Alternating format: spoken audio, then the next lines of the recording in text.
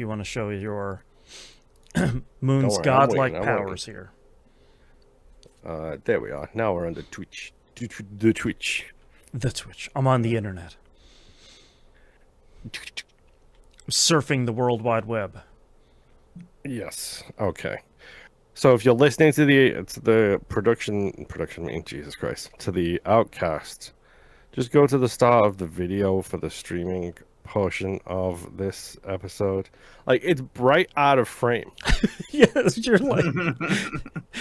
It's already overwhelming. And then you do that, and it's just like, nope. Oh my god. That's so good. It's hilarious because the camera's like, wait, do we focus on the light? Like, I wonder if I can, like, put a ring around it and just, like, have it right here. So it's like, yeah, that's your new ring light. Face. Yeah. Oh my god. It's so bright. I gotta be careful because otherwise it's gonna get stolen. Okay. Are you guys ready to get started? Yep. Sure. Okay. Let's get started in 3, 2, 1. Welcome to a brand new episode of That Video Game Podcast, aka TVGP. I'm your host, Boston. Joining me as always is Moonpier. Hello. And the Nymph. Hello. A quick plug here for our Patreon page, patreon.com/E1M1 or E1M1.cash. Those ones are the numerical digits 1.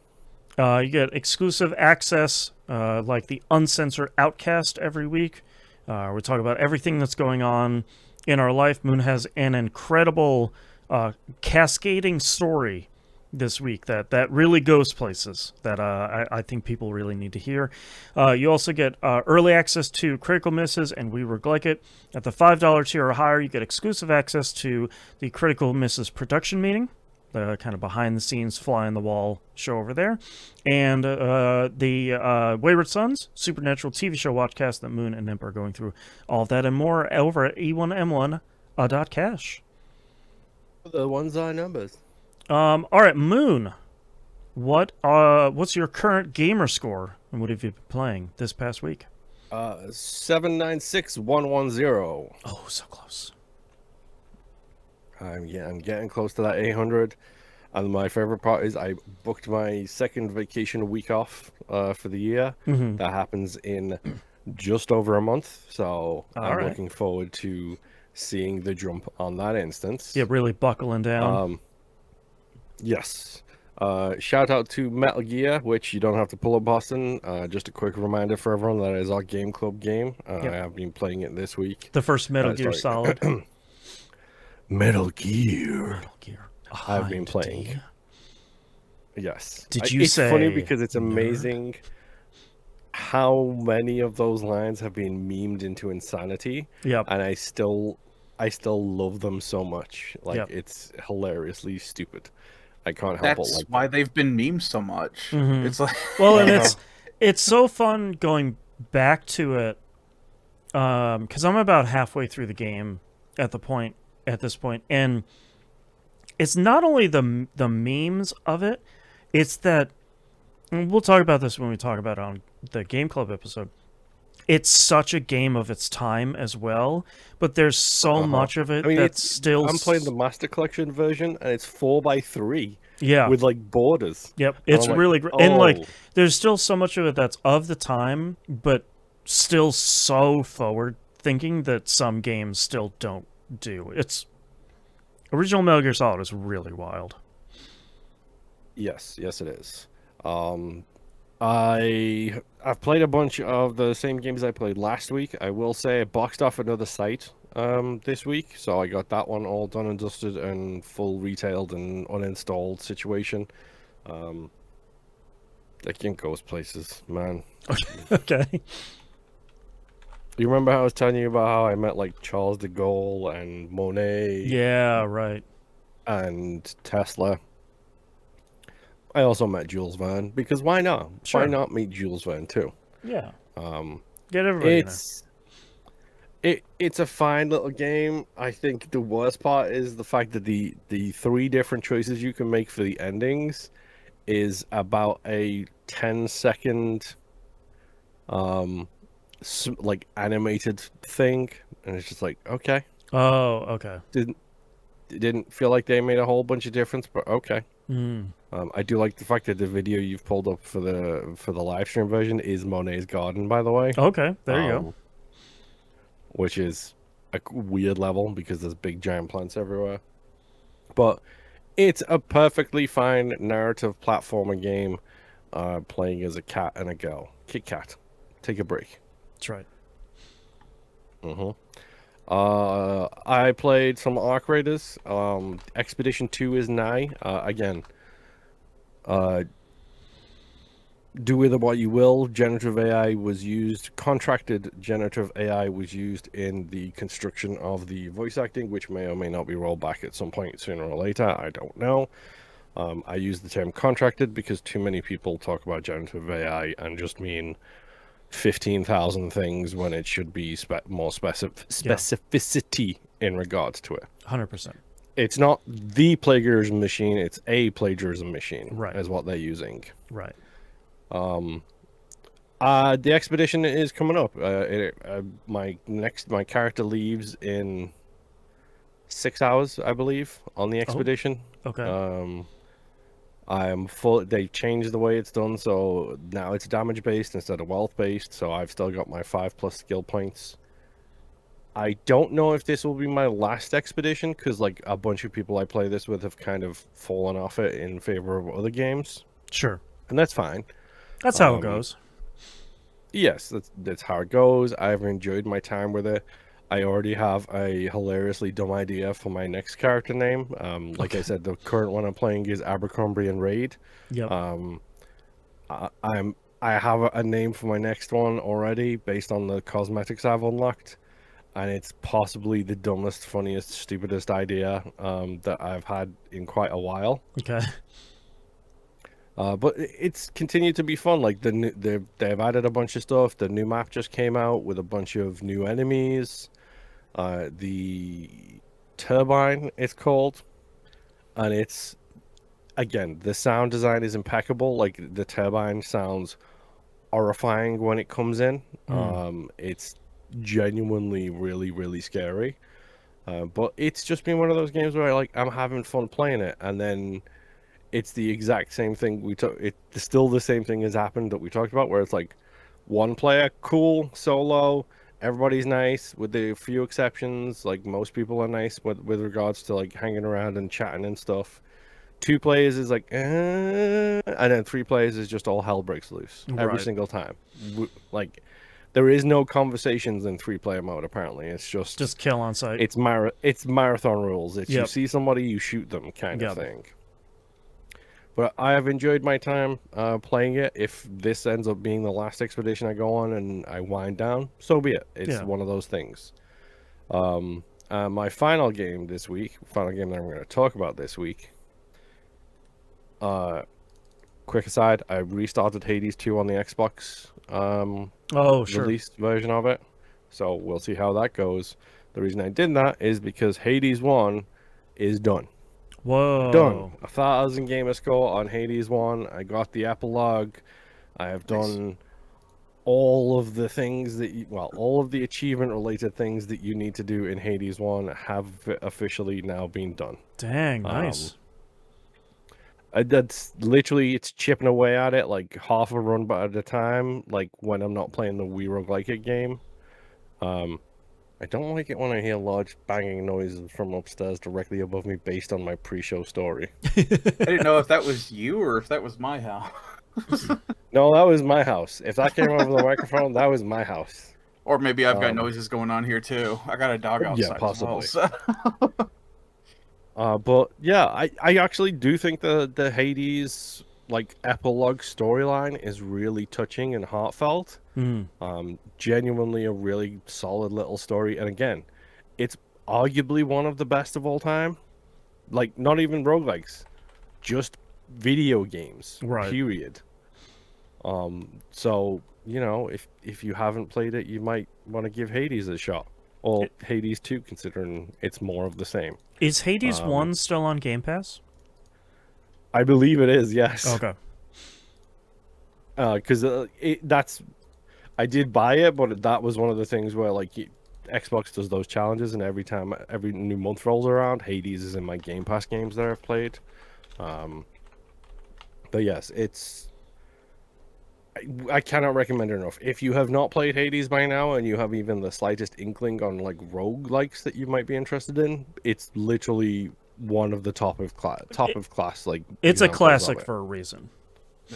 Yeah. But like, I got my 1,000 gamer score, and I was like, oh, Nice. I did it. I never thought I'd do it, but I Yeah. did it. Because for those of you who don't know, like the whole achievement thing this year is driven by the fact that I need to get part of the growing up poor thing is I feel like I need to squeeze every drop out of every video game that I play. Mm-hmm. So like that's why I like the retail 1,000, because it's like, yes, I have gotten what I need to out of this game. I can now buy another game / do whatever I want kind of thing. I hate the fact that we do a roguelike show where I'll never get every achievement in all of those. Right. That's a And different a Game show. Club show where I'll never get every achievement in those. Right. It's a quitter's attitude. That's right. That's right. My 796 says otherwise. Heyo. But the fact that I got the full game of score on this was like, and it was inspired by Hades too, because I was like, yeah, it's more Hades, but like I've got Hades and I can play it on my original ally thing and just chip away at it half of a run at a time. Right. Like, and that's what I did, and it was great. And I finally got the final achievement, and I deliberately did other runs before getting the epilogue, because I wanted the epilogue achievement to be my final one in it. Yeah. So I just got it all done, and I was like, okay, that's a good story. It's a really solid story. Nice. And like I've sunk like 3 days total into that game or something like that. Okay. That's faster than I would have expected. Honestly, I when I was done, I was like, what's my playtime like? And then I saw it, and I was like, oh, that's not as high as I thought it would be. Yeah, for sure. I was expecting like 150 hours, not 30. But no, it's fun. I like it. Well worth your time playing it, especially if you, again, it's a roguelike legend for a reason. Yeah. But yeah, that's pretty much all I've been playing this week. So Nimp, tell us about your 2 games. Oh, I have updates this week. Oh, okay. So, let's talk about Dragon's Dogma 2, huh? Okay. Let's talk about how I've maintained the TVGP specialty of pick up a game. Oh, I guess I just beat the game. Okay. So last week I was talking about how there was a big event that was happening that I was basically waiting for something to get from one side of the map to the other. And then once that completed, we obviously recorded the podcast. I had dinner with my family, and then I come back and it's like, okay, you go do this thing as a primary mission. I'm like, all right, cool. I will go. And I'm being very vague about the story related stuff here. It's like, all right, cool. I'm going to go do this thing. I meet up. I have a boss fight-ish. And then things happen. I am now traveling across the map to go have a real boss fight. Oh. And I beat that boss. I'm like, cool. Where are we going to next? And then credits start to scroll. All right. And there's, looking it up online, it looks like there's 3 different possible endings, and it doesn't seem like you're locked out of any of them. You have the option, once you've beaten the game, you have the option to go back. Trying to find a way to say it without spoiling it. You can go back to the end of the game before the credits scroll, but it's still after the boss fight. Oh, sure. Okay. Fight. Sure. And there opens up a possibility of go back and fight the boss a different way, or go down a completely different path. Okay. It's like, all right. or you could just do New Game Plus, Okay. which I didn't do either. I was like, cool. I kind of felt like I was getting towards the end of my wanting to play this game. I mean, it wasn't wearing thin because I was already getting to the point of starting to grind out vocations, and Sure. But you've had your most of my fill. map, yeah, and most of my map is still empty, so I still kind of felt a little bit of a draw. But I'm like, you know what? Cool. I'll take the ending that I got. I enjoyed the game, so that's where I'm going to leave it for right now. Nice. Dragon's Dogma 2. I've beaten it. I enjoyed it way more than Dragon's Dogma 1. I have no clue where the disconnect is with that first game, because this is basically the exact same game Right. for the most part. Right. So yeah, that is the end of that. Nice. My next game is going to be a new game Oh. that I have been looking forward to for a while now, and that is Pragmata. Oh, yeah. Daddy Simulator? That's the one, right? It's among them for this year, yeah, it sounds like. So, I watched the trailer for this when they first announced it, 4 or 5 years ago? Like the very first trailer, where you just saw New York out in space, and then you find out it's on the moon. And Right. that was Yeah. it. Right. And I'm like, cool. You guys have sold me on whatever. Because at that point, too, everyone was thinking that this was like DLC for that other multiplayer dinosaur game that had come out. Oh, I am liked not that gonna one, remember and the name of it. I never remember the name of it. Yeah, I really like that too. But everyone thought this was DLC for that at first. Yeah. Until you got more of it. But I was like, all right, cool. First trailer. Really like where this is going. I don't need to know anything else. I'm buying it. Yep. And they got pushed back, and finally it comes out. My son played it first. He has already beaten it, and I just got it back this Friday. So I just started playing this, and I'm already 4 or 5 hours into it now. Oh, okay. The game starts. How are you finding like the mixture of like third person shooter along with like line based hacking? Like Incredible. I will get more into that here in a moment, but the opening story for this is basically they have lost communications with a base on the moon, and your small group of 4 people is going to investigate what has happened. Okay. And then you see "Welcome to the Ishimura," and the game continues. Right.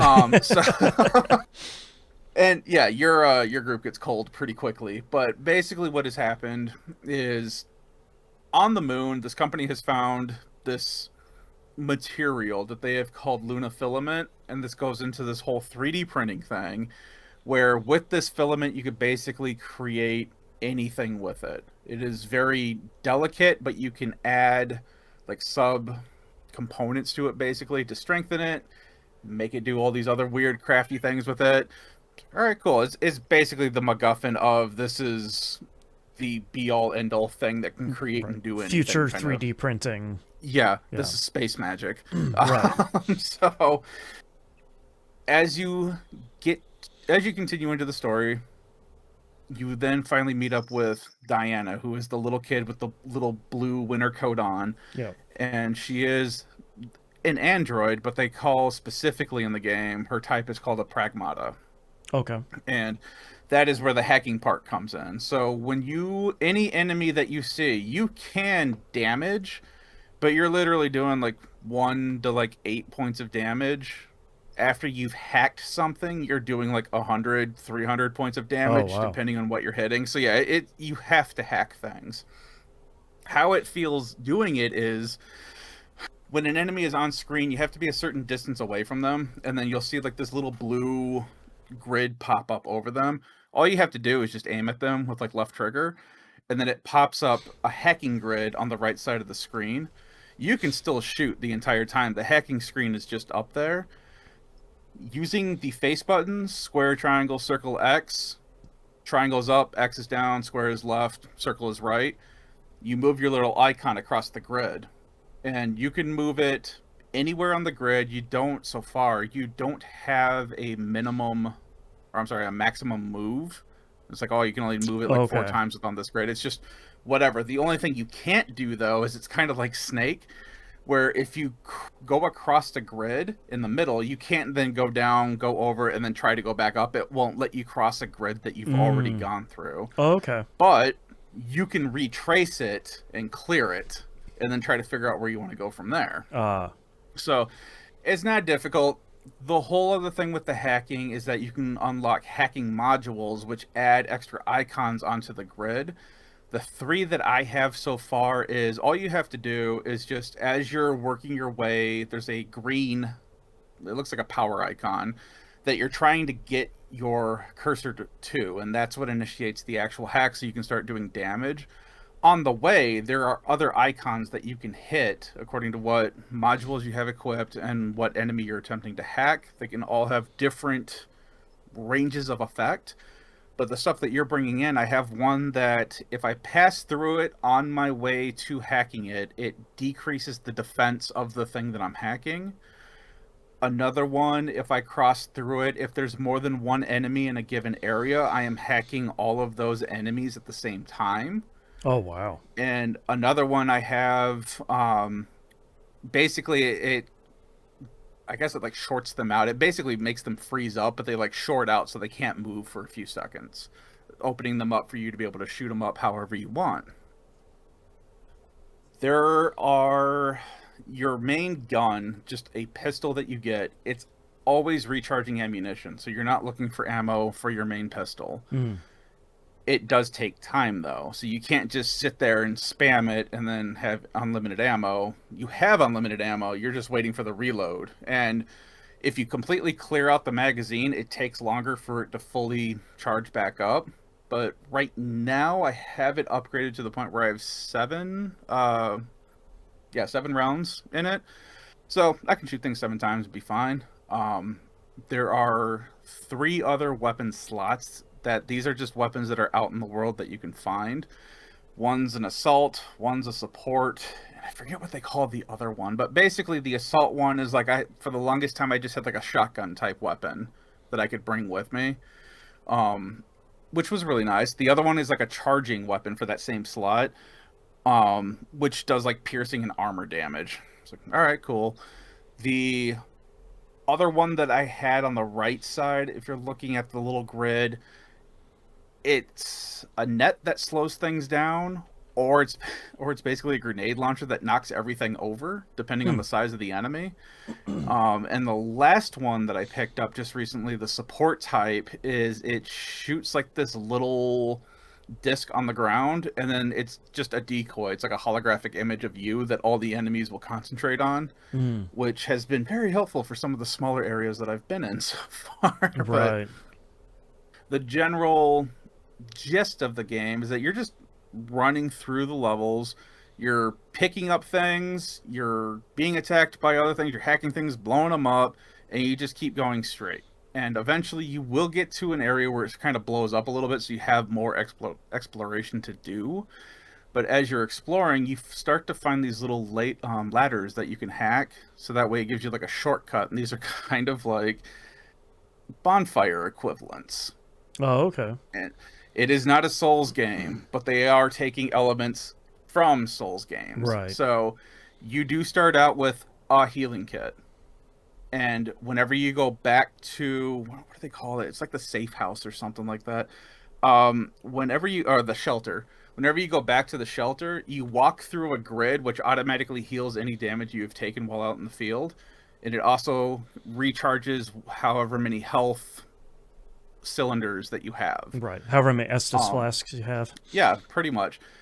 And when you come back, all enemies that you have taken out are respawned. Gotcha. Okay. So that's the only Souls-like quality that it has, because I've heard some people throw it out there off and on.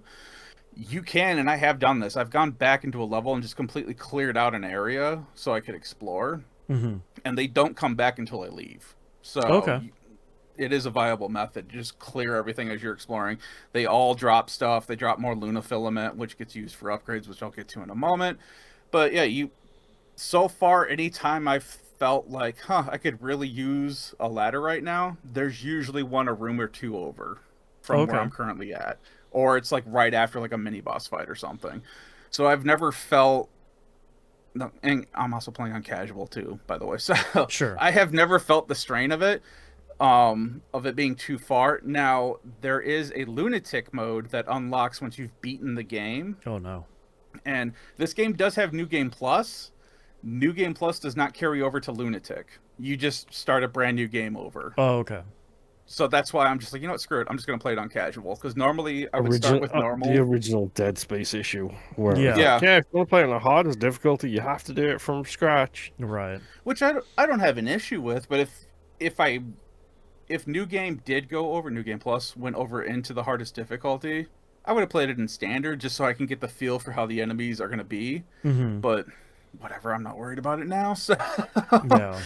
so as you get as you continue playing, you're finding like all these unlocks basically. There's all kinds of like weird currency. And I'm trying to there's Luna Filament, there's pure Luna Filament. Oh. There are I forgot what they called. There's like these glowing cubes that you can get. And then there's like these tokens that you can pick up. All of these allow you to do different things. The filament allows you to upgrade all these side weapons that you're picking up. It allows you to upgrade the mods for your hacks, your mods for your suit, and just like there's like random accessories. They call them accessories, but it's like random abilities. Like you can dodge like 4 times now instead of 3, kind of thing. Oh, It's just okay. like personal upgrades, kind of thing. The golden cubes are used to upgrade your suit so that you have more health and a little bit more defense. You can upgrade the pistol so that way it charges up faster, it does more damage, or it doesn't kick as hard when you're firing. Or you can upgrade Diana so that way she hacks a little faster, she can do a little more damage whenever she does hack. And that's basically what you use the upgrades for.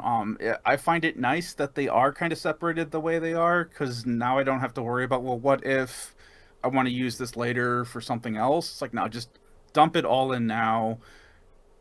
You'll be fine. Right. Nothing to worry about. So the safe house or the shelter has levels to it. And what I mean by that is when you beat a boss, the shelter will level up and more things within it will unlock. Oh, interesting. So you are gated with your upgrades that you cannot just from the start grind and then like get like maximum upgrades. Right. You can only upgrade to a point, and then you get up to like shelter level 1. Oh, now you can upgrade this mod or whatever like 2 more times or whatever, and then you get the shelter number 2 or shelter level 2, and you can upgrade it a few more times. So they do cap it for you, so that way you can't get too powerful too fast. But everything that I've gotten so far has been pretty awesome to try out. So I'm not. It's been great. Story wise, though, like I said at the beginning, you're there to check out Communications Tower. It's more of a story between you and Diana, just kind of talking back and forth. She is adorable. As you explore, you will find these things called REMs, which I actually wrote that down. What is this? Read Earth Memories are what these are called. Okay. And these are basically your 3D printer files, where it's like you pick these up, and it's like, hey, you can now make a globe. And you can make a globe in the shelter, and now Diana's checking it out, being like, "Oh, this is really cool. This is what Earth looks like," and blah blah blah. And You it's got found a like new little... STL, and now you can print a new thing. Yeah. So this is only used to give things to Diana. Oh, interesting. Currently, she has a table that has a globe on it, and there's like paper and crayons on it. The next thing I found was one that was for like a CRT TV that plays just some TV show. It doesn't actually play it, but it's got like a frozen, like a screenshot of it, of like some kid show. And the last one that I had picked up, it's like this pedestal with like this big fabric on it that she can paint on, and there's like crayons and dice and stuff all over the place. And kind of the funny thing with all of this is it'll put it in a section of the safe house, and once you've grabbed all the REMs for one area, the background, there's like this LCD screen in the back, and it's like clouds and stuff like that, blue skies. once you have found all the items for this thing, it converts that thing into what it was trying to imitate. So in this case, with the TV, the art setup, and the globe, it now looks like a section of a kid's room. Oh, Where it's got, like, interesting. the full floor and everything. This other section that I did, it had like a slide, a basketball hoop with a bunch of balls, and like a couple of skateboards and stuff. That side now looks like just a little section of an outdoor park. Okay, that's And fun. as you keep talking with her, though, and as events start happening, like, Diana will randomly come up to you with like these little kid drawings of things that you've completed. So you've got, like, on the side of this of this machine that upgrades your weapons, I have like refrigerator art from Diana of basically them two giving each other a high five after beating a boss, and oh look, this is a holographic cat that we found that she drew, and this all kinds of weird cheery stuff on That's the back fun. of this thing that's updating my weaponry. Huh. I so far have really enjoyed this game, and from what little bit I've heard, because anytime anyone on a podcast brings up this game, I just completely skip it because I don't want to get spoiled on it at all. It sounds like everyone is pretty much in agreement that this is a really good game. Right. Last I heard, it sold like 2 million copies within like the first couple of days. I think that's within what the first week or something. Yeah, the most recent update I saw was Capcom saying they've sold 2 million. Yeah, so it's apparently doing really well. Yeah. I am personally really enjoying it. The mix of the action with the hacking has been really fun. It's put a fun kind of pressure on me because you're trying to, especially with some of these specialized rooms that you go into, like these combat rooms, basically, they are throwing things at you that are just hunting you down to attack, and they're not necessarily moving fast, but you start running out of room to where you can dodge to and stuff. So you kind of have to like create a train and have them follow you a specific way, so that way you can kind of like dodge and know where everyone's at. So you're trying to do that while trying to hack them, while trying to do damage to them, and you're being attacked by like 5 different things at once. I found a new enemy that can stop Diana from hacking. So it just shows the whole grid as red, and you have to shoot certain parts of the enemy to unlock the grid one at a time. It's basically like locked up in quadrants where it's cut up in a fourth, and you have to attack those grid patterns so that you can unlock that 4th section of the grid, or else you can't hack it. So it's like, okay, that's a new thing that I didn't need to worry about. Right. But so far, it's just been a really great game. I'm really enjoying it. I don't want to get into spoilers right now because it's only been out for like 2 weeks. Sure. I know it is a fairly short game. I think a lot of people have been beating it around 10 hours, which is that's not bad. Perfectly fine for me. Yeah. So, yeah, I am going to keep playing this. Maybe I'll have it beat by next week. Who knows? Maybe I'll turn it back on after this podcast and I'll already be done. So I just exactly. You're actually, you're 2 minutes away from the end again. Yeah. Well, I just beat my second boss, and looking at how the map is set up, it looks like there's 2 or 3 more areas after this. So I don't know how involved those get. So my last game, which is actually just like a really, really quick update, it's just X4 Foundations. I mean, I didn't stop playing that. Come on. Yeah. I have more stations built. I'm trying to figure out how to start making billions of credits instead of millions, and that's where I'm at right now. There you go. Nothing worth really talking about. I'm kind of at the boring stage of how do I make more money? And it's starting to hit a little close to home right now, Right. So, how many kidneys do I have to give up? That's right. But that's all I've been playing this week. It's the classic meme. You donate 1 kidney, the doctors call you a hero. You donate 15, they call you a criminal. That's right. Yeah, exactly. I have people who are willing to do it. That's right. All right, 2 games for me this week. Real quick about Marathon. Playing this, I think we're about a month away from the first wipe here.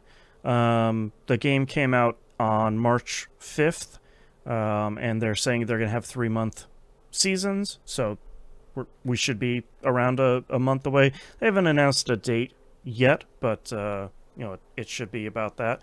I'm definitely feeling ready for the wipe to happen, largely because of the other runners I'm encountering that are playing this game way more than I am, and my equipment and skills are maybe not up to the task to fight them. We had some pretty rough runs this week in Cryo Archive, and I think that's kind of where we're seeing the most disparity between, time played and gear kept. I was going to say gear acquired. It's really gear kept. Was in that. I think we had 2 or 3 runs that were all kind of rough pretty constantly. And do they do anything with outside of the archive? Did they do anything to kind of mitigate that? Where it's like, oh, if you've got, I guess, like this amount of equipment worth this much, we don't put you in with people who have like the free kits kind of stuff? Or... So that's there's the big and I know it's hard to do with a lot of these extraction games. Well, so. The big debate in Marathon is how does Marathon do matchmaking? Because I think Bungie may have learned a lesson, although I don't know if I want to phrase it like that, from Ark, where Ark sort of famously or infamously, depending on how you feel about that game, does aggression-based matchmaking.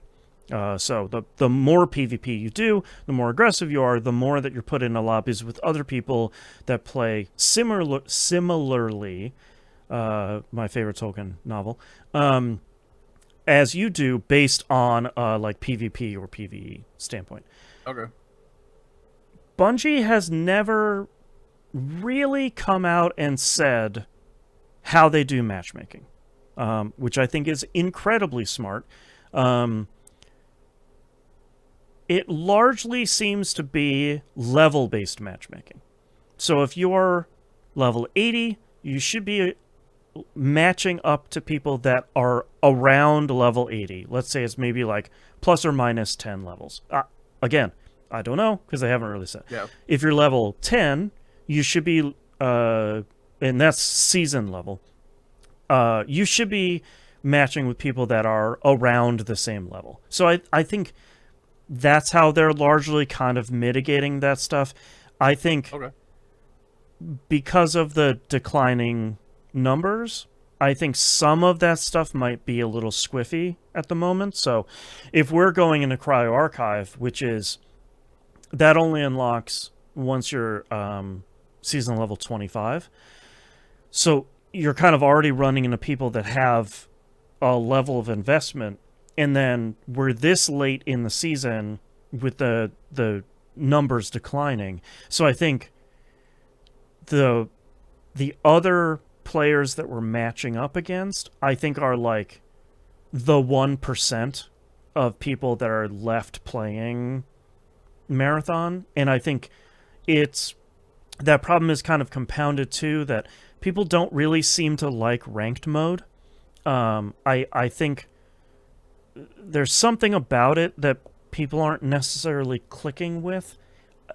I think on paper it sounds like a cool mode. Jeff Gerstmann put it the best, that it's basically supermarket sweep in Marathon, because you get more points in ranked the more loot you grab, and that includes loot that you're grabbing from other players. So it's this kind of like scoop up all the stuff you possibly can and successfully exfil. But there's something about ranked that I don't think is necessarily clicking with the player base. I think especially because of how well Cryo Archive is doing. So I think the methods of filtering the higher level playlists, like ranked and cryo, isn't necessarily working, because I think ranked isn't getting played a ton. So and I think, now that we're getting to the end of the season, I think the only people that are left playing are the ones that are playing a ton of it. It's not a lot of people. I think a lot of people that want to start playing Marathon are probably waiting until the next season. It's like, well, it's just a month away. Why would I start now when my stuff's going to get wiped, yada, yada, yada. Which, like, I know is a fallacy because, you know, you're carrying over map knowledge and game knowledge into the next season, even if you're not carrying over literally anything that's in your vault or skill trees or anything like that. But, you know, we kind of know how extraction shooter wipes happen at this point after Tarkov being around for, I don't know, 37 years, however long that game has been out. Yeah. But actually, I did a quick Google search. Right now, last 24 hours, Marathon is around 11,000 to 13,000 concurrent players. Sure, that sounds about right. Arc is within the last 24 hours. Just to compare it, it's around 81,000 to 87,000, sure, give or take, within the last 24 hours. Yeah. So, I was just curious on where they both stood individually. I know they're same genre, played differently though, but I was just kind of curious on where everything was at because they both released within like a week or so of each other, didn't they? No, Arc came out almost a year before Marathon came out. Did it really? Yeah. Marathon just came out 2 months ago. I thought they were coming out like close to each other. At the end of last year, I think. Yeah. Yeah, Marathon just came out 2 months ago, so... and I think... Yeah, of course, the end of 2025, yeah, okay. I think there's also... There's a lot that happened this week with Sony and Bungie. So... Yeah, there was. But Sony came out and said that they are still supporting Marathon, and they're still supporting Bungie, largely because the reviews and the user sentiment for Marathon has been so high. So they're not displeased with that. The big headline for that earnings call, unfortunately, has been that, to kind of cut to the meat of it, Sony is devaluing their purchase of Bungie by the tune of a couple $100 million. That's not inherently bad. If you listen to economists, they're largely saying we paid X amount for Bungie. After this many years, we feel like it is more likely worth Y. And I think you just need to look at the global economy for one big part of that. But I think you also need to look at... People forget why Sony bought Bungie. Sony didn't buy Bungie for Marathon and for Destiny. Sony bought Bungie to help Sony bolster and foster their live service game portfolio, which Sony was looking to... Which they then cancelled. Yeah, they were looking to greatly expand at the moment, and then they canceled and shuttered everything, even if it was in development, because kind of as we're seeing with Marathon and Arc, a lot of these genres only have so many players. So Arc came out and did, I think, even better than it was expected to do. It was expected to do really well, and then just did like a factor above that.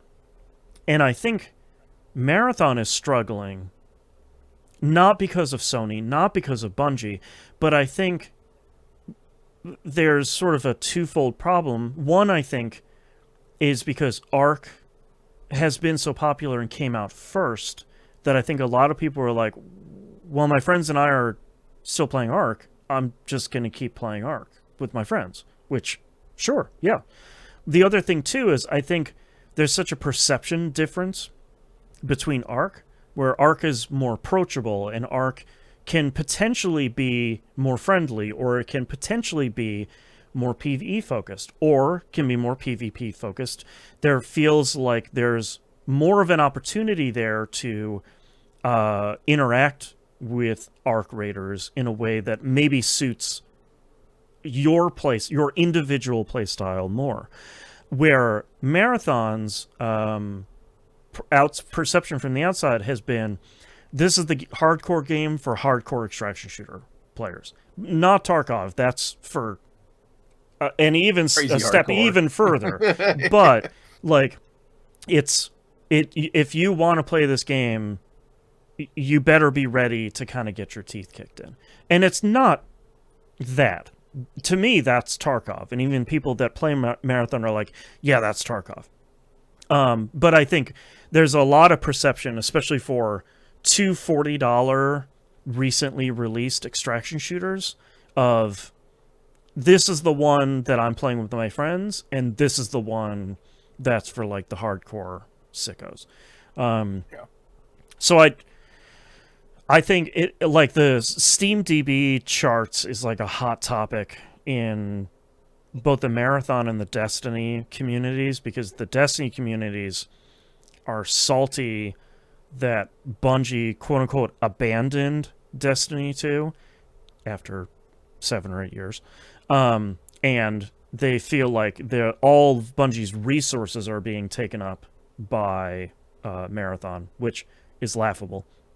But there's also this idea of like, well, of course, Marathon's going to fail because Arc Raiders is so much better, blah, blah, blah, blah, blah. Like, it's not a zero-sum game. Hunt Showdown still has 11,000 people playing it. Right, and Hunt Showdown, like, the 11,000, like, at its peak, and that's still being supported really well. So, like, I think people are misunderstanding in a lot of cases that it's the funniest idea that Sony and Bungie went into making Marathon not knowing what the marketplace looks like.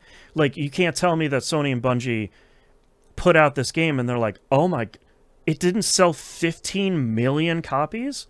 Of course not. Like, that's not the market. And both of them knew that, or they're like, or Sony's like way dumber than I think we're even giving them credit for.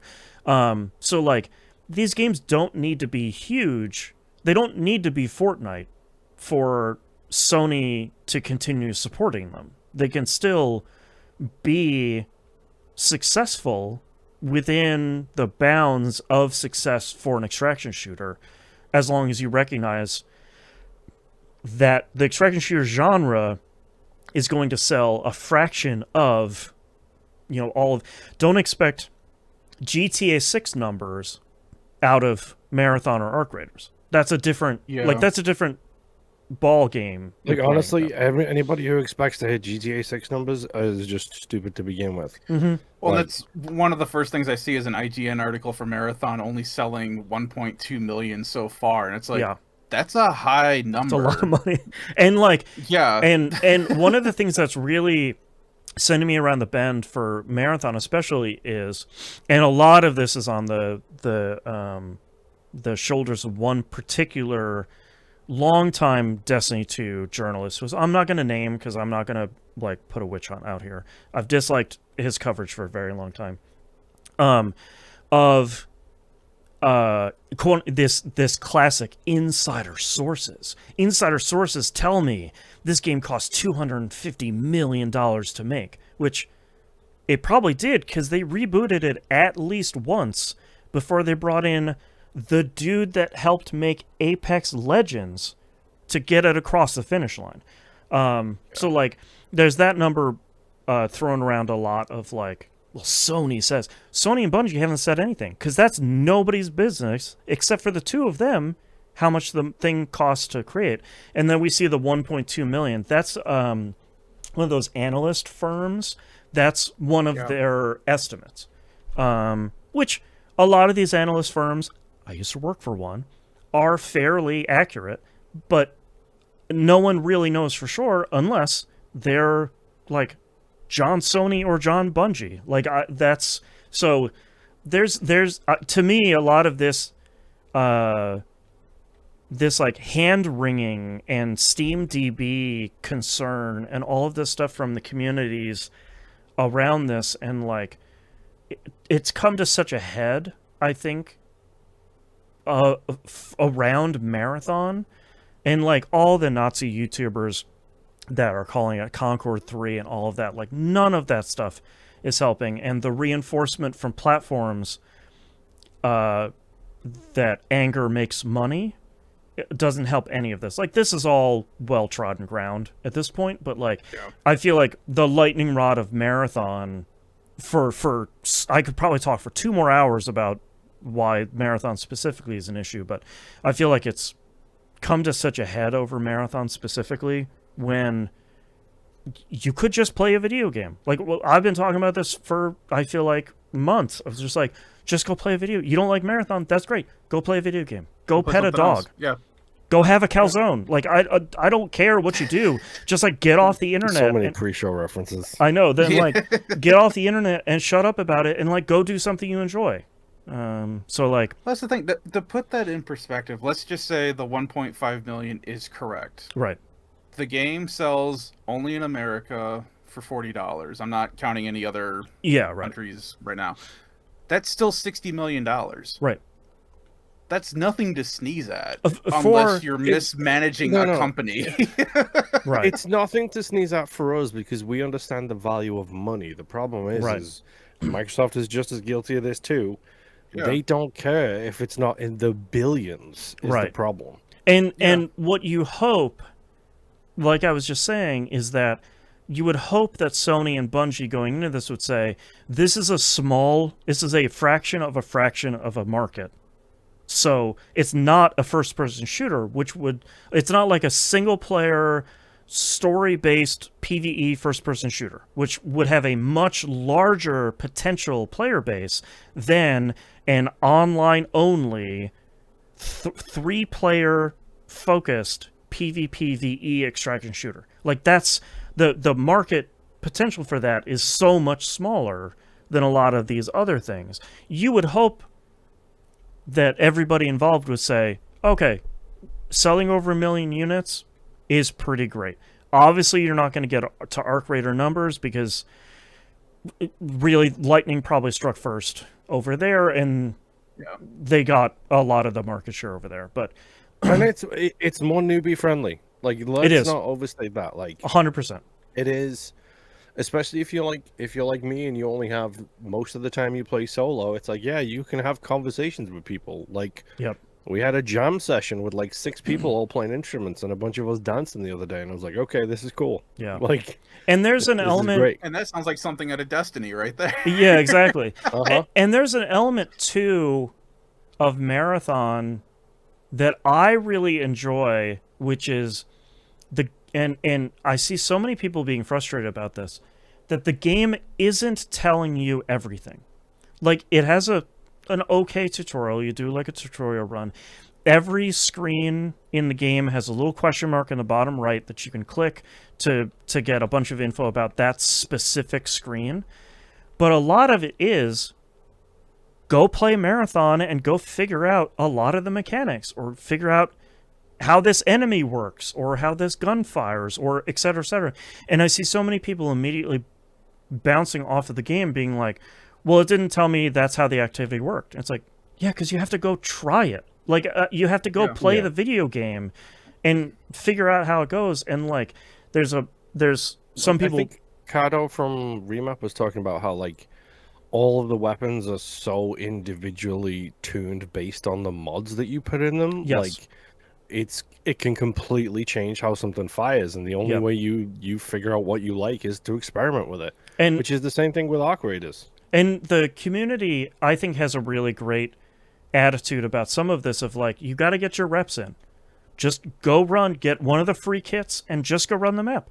Just go learn it, learn all the stuff, run as a rook, go figure out the stuff. Just get your reps in, go try it, and go play the game. And I continue to see a bunch of people that are like, I played it for 3 matches and it didn't explain anything, so I'm done. I refunded it. It's like, I just that's nothing, man. That's not even an hour. Like, but I don't know how you get through to people like that want a different experience than is intended for a game like this. I just don't think you do. I don't think that's your market base. No. So I don't know. Because the 3 of us here are sickos for that kind of thing. We all play games, and not all the time, but like, that's why I'm enjoying X4. I'm still finding things like almost 300 hours in where I'm like, why is it doing this? I didn't tell it to do this. Please stop doing this. What did Right. I do? And And you We did that in the literally beginning. we do a show about roguelikes. right. Yeah. And Where the, you guys are figuring stuff out. and the number of times we've had, in roguelikes or in marathon or any of this stuff, where you have the moment of like, oh, if I do this, then I do this, then I do this, I get some incredible loot. Or like this What's that synergizes with space this. game? The space game. I wish I could remember the name Oh, of the space game. Genesis Genesis Alpha 1. 1. Yeah. Yeah. Where like the first week we played it, we were like, I don't know. The I don't second week, I was like, no, I'm in.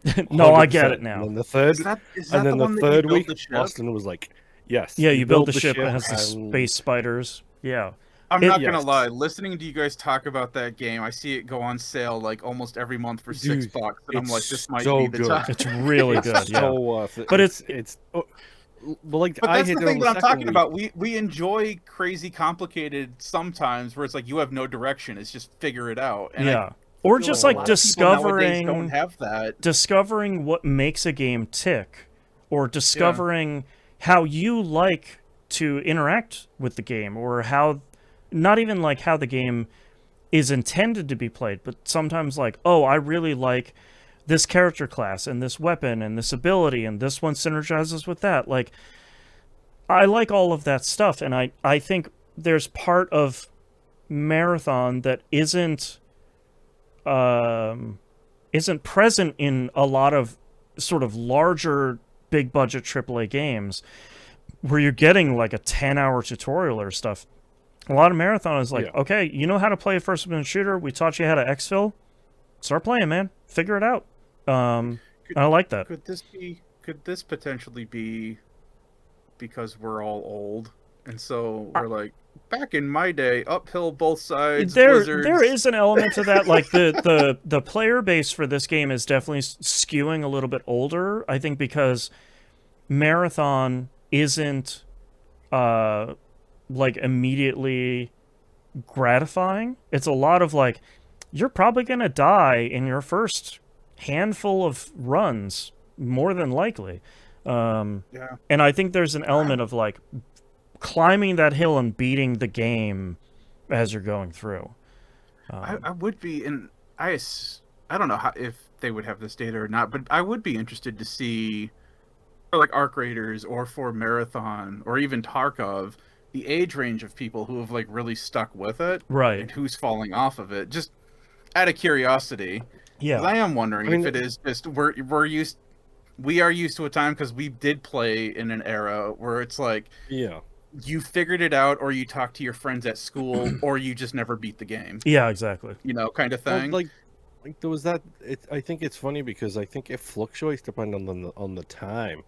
Because like most of my time playing Arc Raiders, I play in the evening because that's when I have like the hour or so to play games. Right. And the few times I've played it during the weekend was like one of the times during the weekend was when I bumped into that kid who let me kill him with my with my hammer as long as I sung him a lullaby. You Right. know? And he sounded like he was about 13. Right. Well, I'm saying, and my son, he will beat his head on a game until he has figured out what he needs to do with it. And my daughter will do the same sometimes, but every once in a while she'll just give up too. Which, Yeah. I mean, we all have done that. It doesn't matter Oh, the for age range sure. for that. So I'm. It's just one of those thinking out loud things. It's like, is it really because we're just kind of used to playing games? Yeah, and, like, this? figuring it It's like out. I don't want to call it hand holding to be mean, Right. But like, is it because there isn't like the yellow paint to tell you where you can climb, kind of thing, which I find Right. absolutely annoying? Or Right.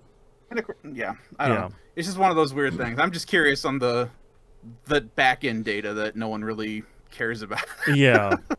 Well, that's a really long way of us talking about Marathon, of me saying I'm sort of slowing down the amount of time I'm playing Marathon now that we're the majority of the way through the season, because I feel like I'm at the point where if I want to continue to play and make progress, I feel like I need to continue the level of play that I have been doing, And I don't think that's what I want to do right now. Not that it's like not attainable, but I do want to keep playing other stuff. You know, it's Yeah. exactly like the Diablo 3 seasons. When I was playing those, I'd play them hard for, you know, a week or two. I'd make a bunch of progress and be like, okay, I'll see you next season. I've had my fill. I feel like I'm getting to that point with Marathon, and it's, again, not a bad thing. I'm sort of like, okay, it's like Dragon's Dogma 2 you were talking about. I feel like I've had my fill, and that's okay. Yeah. You know, sometimes you're like, I'm good for now. I find it funny that we both clicked with an extraction shooter at around about the same time. Mm-hmm. And then we both are like, yeah, we're kind of done at about the same time, too. And, like, that's the thing that I'm excited about for the wipe upcoming. Is, like, everybody's gear... So, basically, in the wipe, the only thing you're going to save is your cosmetics, and then the stuff you've unlocked in the codex. And that's it. Everything else is getting wiped. So, the idea of starting... Even if there wasn't new content, and there's a bunch of new content that's going to be coming at the beginning of season 2, even if there wasn't a bunch of new content, you kind of have that rebalancing of everybody's gear level and stuff. And I think that's back down to how much do you know about the game. Exactly. And like how good are you at playing a first person shooter? And I'm not great, but you know, I can win some PvP fights. So I think that's kind of, as I feel that the season's stretching on, I have that kind of level of excitement of like, okay, yeah, if I stop now and I take a little bit of break in a month or so, I'm probably gonna be pretty happy to get back hardcore in a marathon. So yeah. Yeah. Every once in a while, a panic grenade works out. Yeah, exactly. Yeah. I look forward to randomly picking this up at some point and then attacking and killing you while you're streaming. Yeah. Yeah. You know what's going to be funny is if you both swap games and you both just get really into that would be really great. That would be really good. All right, so my other game that I'm playing this week is Saros. I made a lot of progress in Saros this week. I got a trophy. I'm not going to talk any story stuff because, one, I don't want to spoil it, and two, I have no idea what's happening, which is kind of, you know, a positive, and also like expected after Returnal. I got a trophy for finishing Act 1. I don't know what that means. I don't know what I'm doing. I'm just shooting stuff. I forgot to mention last week. I talked about, you know, the skill trees and all of that stuff.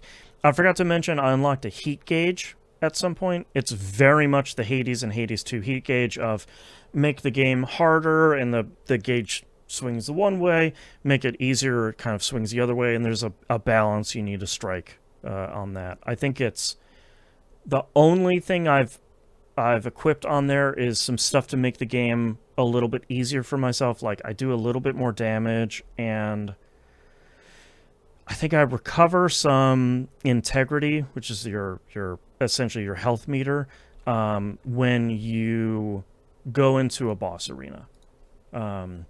So that's, and if I would put any more positive, like any more assistance on that, it would kind of push it past the red line. It would say, all right, you need to either make the game a little bit harder or pull some of that stuff off. So is it?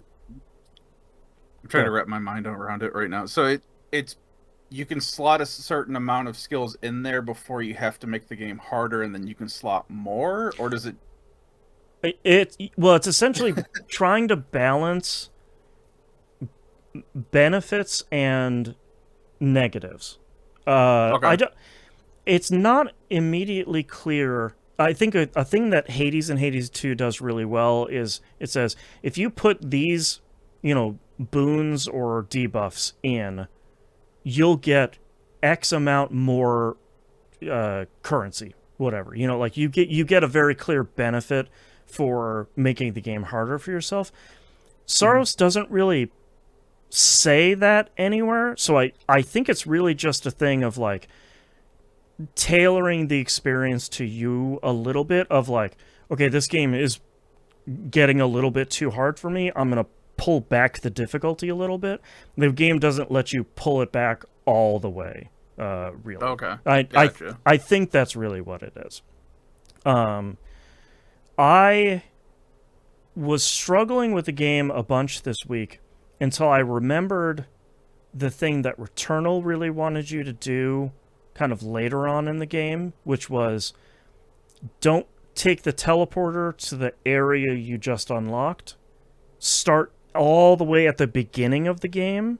And it's the roguelike thing where right. If you skip, you are severely underpowered. Right. So a lot of my time spent this week was starting at the very beginning of the game, which goes a little bit faster because I have a bunch of progression upgrades and like movement upgrades and new abilities and stuff like that, which I don't want to spoil, but you can, a lot like Returnal, get around the environment faster or get around like traps and stuff without having to interact with them, or get to additional areas in like the first and the second zone that maybe you weren't able to get to before. Very much like Returnal, where it's like, oh, this series of platforms I had been seeing for the last 10 hours, now I got that upgrade from, let's say, the third area. Now I can get up there. Oh, okay, and there's a bunch more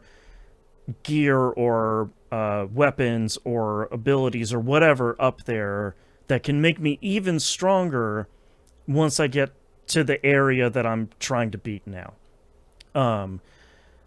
That has been working really well. I'm getting incredibly strong by the time that I'm getting to new areas in this run. I saw a new boss for the first time, and I destroyed it when I fought it, which felt really great. The weird thing about it, though, and I think I understand why they did this, is one of the things in Returnal you could do is once you beat a boss for the first time, there was typically a way around that boss. So let's say in Returnal's first area, you get all the way to the boss, and you can fight the boss if you want, or you can go in this other path or take a teleporter, and it'll take you to the second area. That doesn't exist at this point in Saros. That doesn't exist. So if you're going to start your run from the beginning, you're going to be fighting every boss in your way on the path to the new area that you're trying to fight. Which I don't think is a negative, because you're still getting some benefits out of beating the boss. But I think it's an interesting kind of compromise of like, if you're going to get stronger, if you're going to like go through the entirety of the game in an effort to get yourself stronger and fight the boss you're trying to fight in X area, you're going to have to do the whole thing. Like, you need to fight the boss, and if you can't beat, the first boss, second boss, etc., maybe you're going to have trouble fighting whatever boss you're trying to fight in X area. I don't even want to say how many areas I've been through, because I don't know if that's a spoiler. But I initially was a little bit frustrated about that, of like, I just want to like go fight this boss that's X number of areas past this. Like, let me just go fight the boss. And I thought, no, like if I'm gonna go do this, I'm like quote unquote farm, or I'm gonna get stronger, I need to go through the whole thing to get that. So it's an interesting mechanic. It's interesting to see how much Housemarque has kept Saros the same as Returnal in so many regards, and how many places they've kind of switched it up a little bit here and there, in ways that I think is really continuing to push me through this game quite a bit. I am kind of at the point now where my runs are getting long.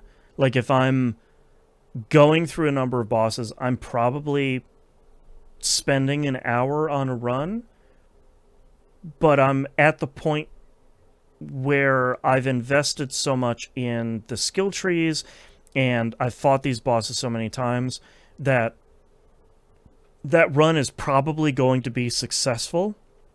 And if it isn't successful, either the story is pulling me out to go deal with something, or it's because I fought a boss for the first time and I don't know the patterns. So like that feels a little bit. It's interesting. If anyone listened to our coverage on We Rogue Like It about Mugenics, it feels very much the opposite of Mugenics, where Mugenics was like constantly kind of rubbing its hands together, like, hey, let's get them, boys. And that the difficulty was cruel more than anything else.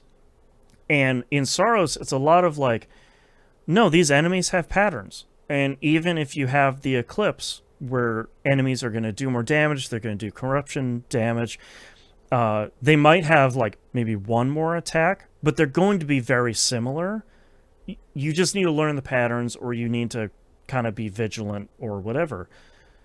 That feels a lot more fair. If I die at the end of a run like that, it's sort of like, okay, well, I underestimated an enemy that I know is going to kick me around. I should have been paying more attention, or I shouldn't have taken that risk, or I shouldn't have gone into the nightmare tree, whatever it's actually called. There's like this tree you run into on runs that has like a skull icon. And I went in the first time. The game is basically like, hey man, this challenge is really hard. So like, are you sure you want to go in? I'm like, yeah, sure. Maybe it's like one of those Diablo 3 portals. I'll hop in there. I'll do a level or two. No. It was basically like, all right, welcome to the Nightmare Tree. Here's 15 enemies. They're all shooting at you. Good luck. It's like, okay. I'm usually dealing with about 3 at a time, so okay, cool. Got through that wave, and it's like, okay, congratulations. Here's 20 enemies. Good luck. And it's like, oh god. Okay, Jesus. Oh god. So I won't be doing those for a while. It may be more closer to the end of the game. Yeah, maybe once I'm a little bit stronger.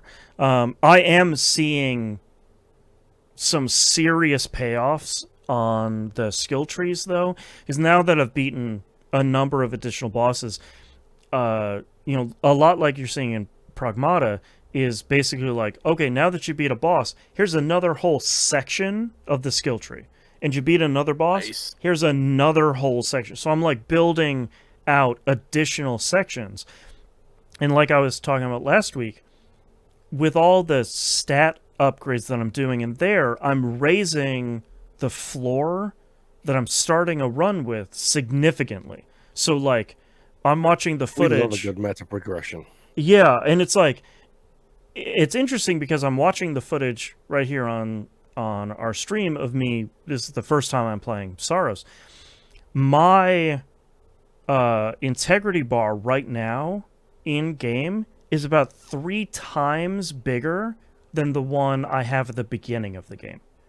So it's like, because I've invested all of those materials that I'm getting in a run, I have an incredible starting position when I start a run, which makes, the first areas easier. I'm fighting that first boss and just mowing that boss down pretty easily because I have all these upgrades and I know, the patterns and stuff like that.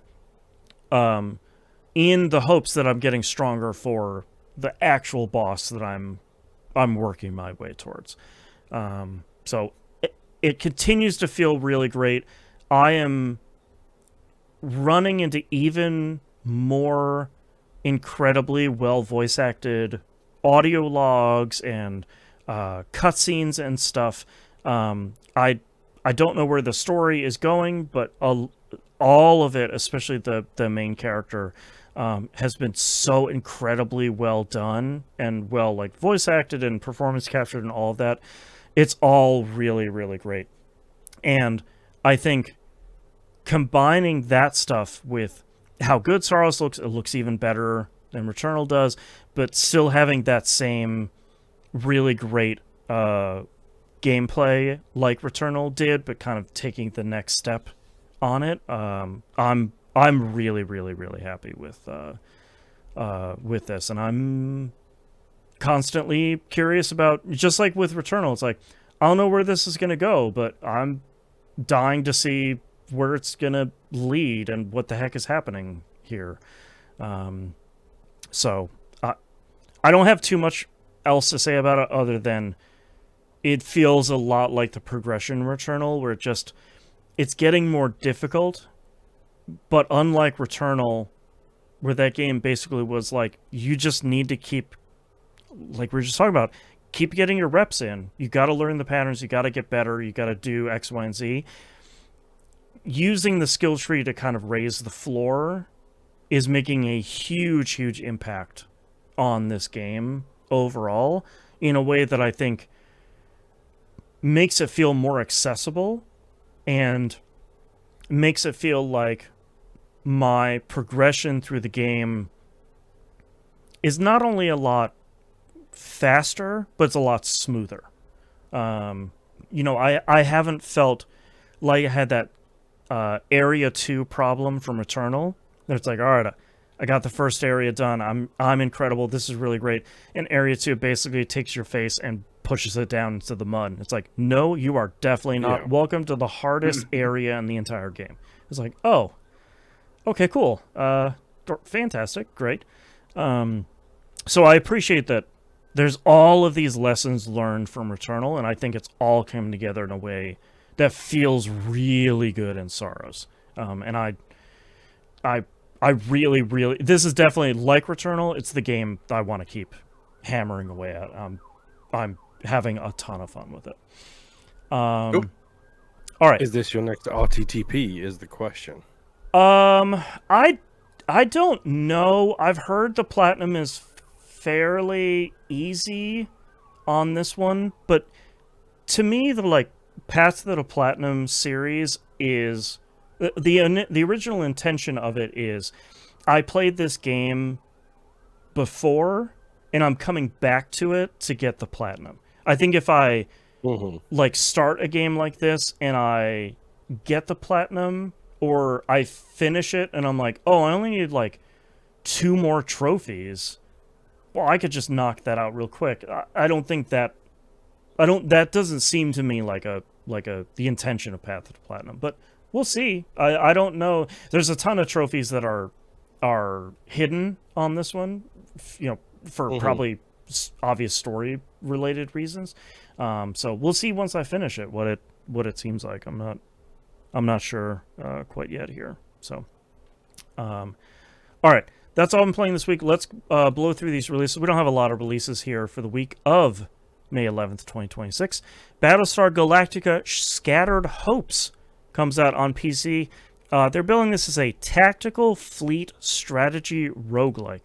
So you're kind of commanding fleets of ships against other fleets of ships. It seems like it's single player. And then you're doing a lot of the pick 3 roguelike stuff between battles or between regions or stuff. So it looks really cool. It looks really cool. I think as someone who loves BSG the reboot, yeah, this looks incredible. And I think that's a really interesting use of roguelike mechanics too, instead of just it's a twin stick shooter and you're picking 3, yay, or it's a bullet heaven. I love all of those things, but turning this into a what would be an RTS before and kind of putting roguelike mechanics around it, I think sounds pretty cool. So that's Battlestar Galactica Scattered Hopes coming out on PC this week. Next up, Call of the Elder Gods comes out on PS5, Series consoles, Switch 2, and PC. This is Game Pass day and date on Ultimate and PC. This is a sequel to Call of the Sea. I feel like that was an early Game Pass hit. It was Descenders and Call of the Sea were kind of 2 big contemporaries of these games can work on a platform where they're quote unquote being given away for free. And it seems like this is continuing on what made the first one so interesting is that it's kind of like a first-person, narrative-driven, like mystery puzzle game. So I think it looks cool. Seems like it's leaning even more Lovecraftian this time than the first one. So we'll have to see how that one turns out. Call of the Elder Gods. Next up is a game I forgot about. Directive 8020 comes out this week on PS5, Series consoles. I have this baby in my fantasy league. There you go.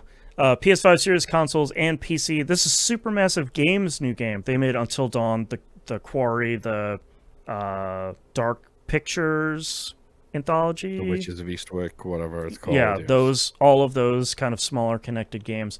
This is their new game. This is the kind of space horror one that I feel like they showed off a couple of years ago, and I think it was quiet for a while.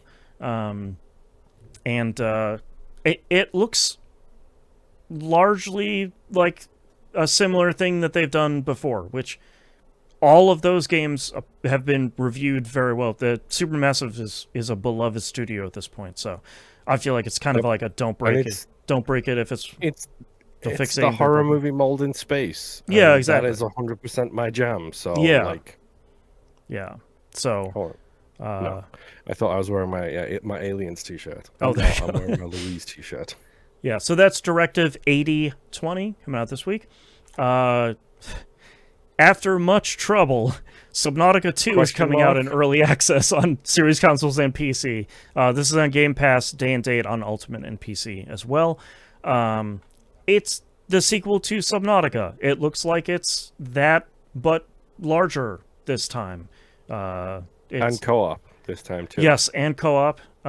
Curious to see if that's going to help or hinder the atmosphere of this game. Well, I'm hoping the good friend of the show, Rob, does not play this in early access, so that when it gets 1.0, right, we can both play it together and then be scared. There you go. Together. So I'm happy this is coming out at all. After months and months and months of protracted legal issues. So I'm very, very curious to see how this is going to review here in early access. And I forgot to look up what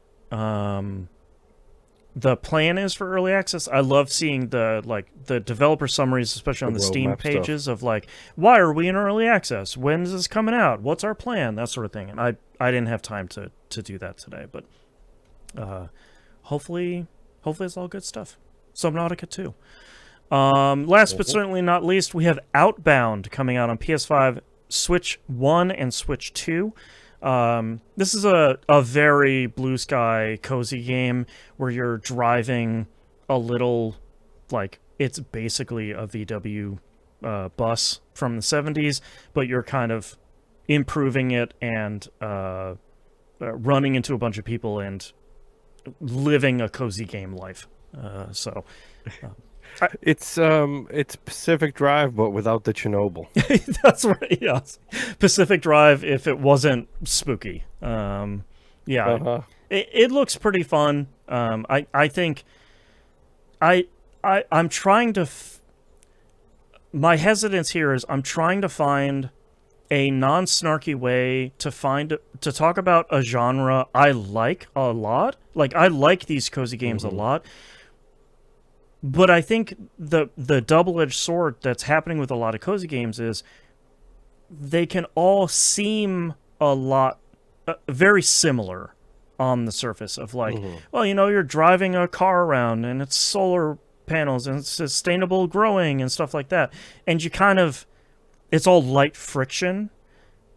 I don't think that's a bad thing, though. But no, I don't think there's a ton to talk about this other than like, yeah, you're driving around a van and you're building a bunch of cool stuff and it's cozy and it's probably super low stakes and that's great. But it's maybe a little bit hard to describe without being like it's one of those, which I think is something I try really hard not to say. So that's Outbound coming out this week. We do have one quick news story here, though. It's finally Nintendo's turn Switch 2 prices are going up. We knew it was happening. I feel like we just talked about it like within the last 2 weeks of when is this going to happen. Yep. It's happening on September 1st, 2026. The price of Switch 2 consoles in the US will increase by $50, going from $450 to $500. In Europe, the hardware will increase by €30 to €500. In Canada, it will also go up by $50 to $680. And the usual stuff here, quote, in light of changes in market conditions, blah, global business outlook, blah, blah, blah, blah, blah. That's a direct quote from the president of Nintendo. They just said blah, blah, blah, blah, blah. It's all the normal stuff. Tariffs, the global economy is pooched. AI data centers are burning our water. Like this is all just the normal stuff. At least they apologized, but like it doesn't make it any easier. I couldn't afford it when it was $450. I can't afford it when it's $500. There's just no way around it at this point. So, it's a bummer. But the only thing that I do find frustrating is a number of our fellow millennials taking the time to trip over themselves to be the first ones to be like, well, in my day, the consoles went down in price over. Shut up. Just yes, obviously, we had lead in our gas at the point. Like, just shut up. Like, just stop being whatever version of the millennial that is, please. I beg of you. Anyways, that's all the news we have this week. Thank you very much, everyone, for listening. If you'd like to visit us, you can do so at tvgp.tv. Everywhere to find and follow us is on the right-hand side of the page. Don't forget to join our Discord, discord.tvgp.tv. We do have the best community on the internet. Come join them over there.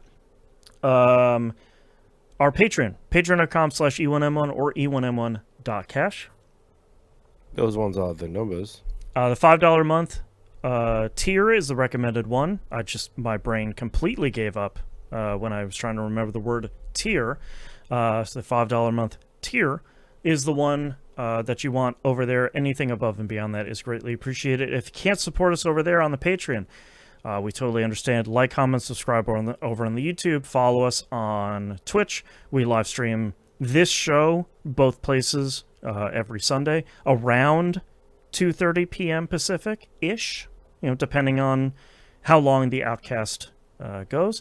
One of the biggest ways you can support this show and any show that you listen to that you want to help support for free is positively rate us on your podcatcher of choice. Really, wherever that is, that helps. That helps the algorithm show this show to more people that want to be shown a show and listen to a show that was shown. So go do that. Greatly appreciate it. Before this show gets off the rails even more, thanks for listening. We'll see you all next week. Bye. Bye. Bye. How many shows can a show if a show could show? Exactly. 7. Nimp, what are your titles? I met Jules Verne. Okay. Expedition 2 is nigh. See, similar. This is gonna screw me up because it screwed you up. Similarly, my favorite Tolkien novel. Yes. Kinda Squiffy. The Nightmare Tree. And we love a good meta progression. All right, Moon, what do you have? Memed into Insanity, my favorite Tolkien novel, because I don't think we should say this a bit. Similarly. I just think we should say my favorite Tolkien novel. Sending Me Around the Bend, Go Have a Calzone, and we love a good meta progression. Okay, I have My Character Leaves in 6 Hours, I Met Jules Verne, The Nightmare Tree, and my favorite Tolkien novel.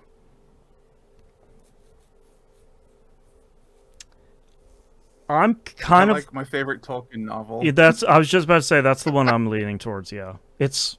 And I'm ready to go. Okay. I mean, circled. Yeah, here we go. Circle if Boone is fine with it. Right. Yeah, I'm good with it. Okay. Because I can go Jules Verne too. I got something in the hopper for that as well. Oh man, you're just ready with. I feel like my favorite Tolkien novels is Too Good.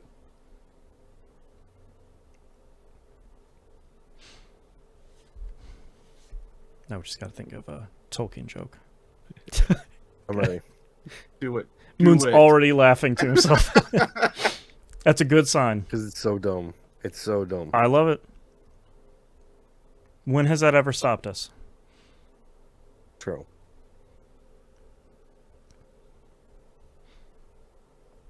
I'm good. I said I'm ready. Okay. Waiting on you, Boston. Sorry, Discord ate it. No, you My did. my he's internet getting connection ready. is He's flawless. So good. Mhm. All right, starting in 3, 2, 1. This is That Video Game Podcast, episode 968 for May 11th, 2026. My favorite Tolkien novel. When Aragorn kicks that helmet, he actually breaks his toe. The OG walking simulator. Oh, the power. No, the power. It's going to shut down the Power of stream. God. Oh, no. Moon has disappeared.